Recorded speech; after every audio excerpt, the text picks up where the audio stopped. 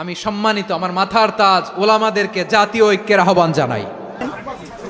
সম্মানিত মেহমানরা, বিশেষ করে আমাদের বাংলাদেশ জামাত ইসলামের আমির সহ অন্য অন্য নেতৃবৃন্দ, আজকে তাদের বরিশালে সমাবেশ, সেই সুবাদে তারা আলহামদুলিল্লাহ চরমনাইতে আসছেন। আল্লাহ শুকরিয়া।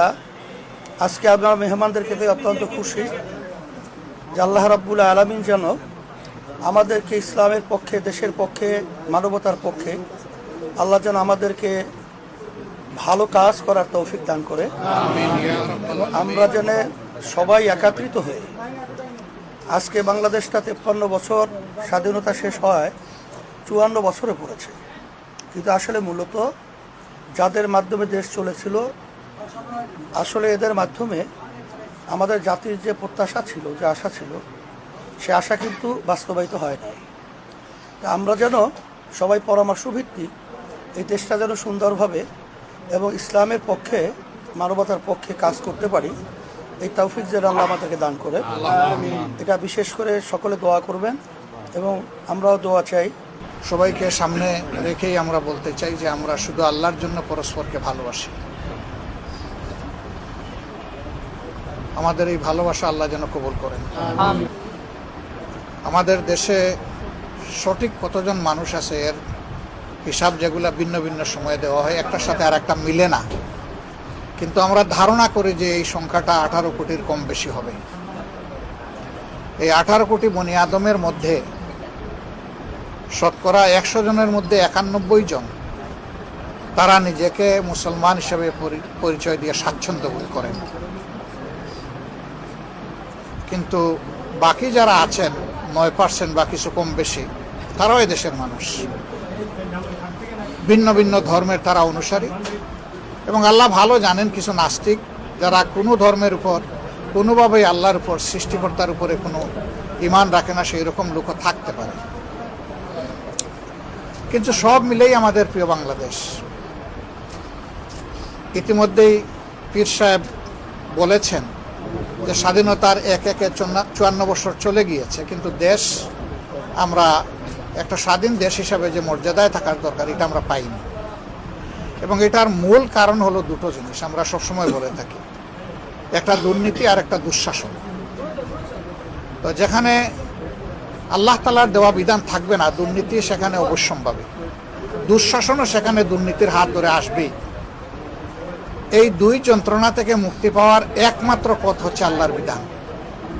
সেই আল্লাহর বিধানের উপরে যারা আমরা বিশ্বাস করি, আমি বিশ্বাস করি যে 91% মানুষই বিশ্বাস করি। এখন নামাজের বিধান যে আল্লাহর জন্য আমরা মানি, সমাজের বিধানও সেই একই আল্লাহর জন্য মানতে হবে আমাদের, যদি আমরা নিজেকে ইমানদার মনে করি। কিন্তু নামাজে আল্লাহর বিধান মানলাম, সমাজে আবার আল্লাহর বিধান মানলাম না, তাহলে কিন্তু আল্লাহকে পরিপূর্ণভাবে মানা হলো না। এবং এই ক্ষেত্রে আল্লাহ তাআলার কঠিন হুঁশিয়ারিও আছে। আল্লাহ তাআলা বলেছেন যে তোমরা আমার বিধানের কিছু মানবা আর কিছু অস্বীকার করবা, এই এখতিয়ার তোমাদেরকে দেওয়া হয়নি। এরকম যারা করবে, দুনিয়ায় তারা অপমানিত, লাঞ্ছিত হবে, আর আখিরাতে তাদের জন্য কঠিন আযাব অপেক্ষমান থাকবে। তা আমরা মনে হচ্ছে যে সেই লাঞ্ছনার মধ্যেই আছি। এটা কিছু মানা এবং কিছু না মানার কারণ। আমরা, আমাদের মনের তামান্না, আকাঙ্ক্ষা হচ্ছে যে আমরা পুরোটা মানতে চাই, পুরোটা এখানে কায়েম হয়েছে এটা দেখতে চাই। এই জন্য আমরা সারা দেশবাসীর সহযোগিতা চাই। প্রশ্ন আসতে পারে যারা অমুসলিম তাদের ক্ষেত্রে কি হবে?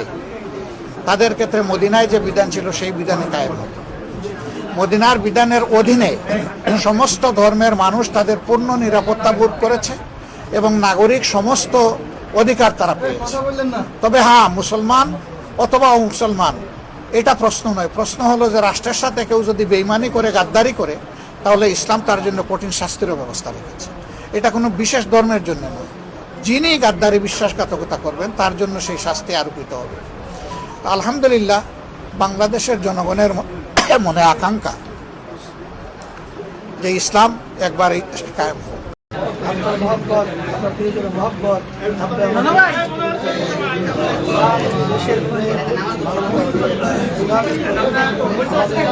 দলের স্বার্থের ঊর্ধ্বে আমরা যেন ইসলামের দেশের মানবতার কাজ করতে পারি, আল্লাহ বিশেষ করে আমরা এখানে আমরা যে অসুবিধার মধ্যে আছি অসুবিধা থেকে আমাদেরকে আপনি হেফাজত করেন অসুবিধা দূর করেন। আল্লাহ আমাদের যত শত্রু ইসলামের কাছে দেশের পক্ষে মানবতার পক্ষে ওদের মুসলিম হেদায়ত দান করেন। আল্লাহ আপনাদেরকে ধ্বংস করেন। সুবহান আসসালামু আলাইকুম।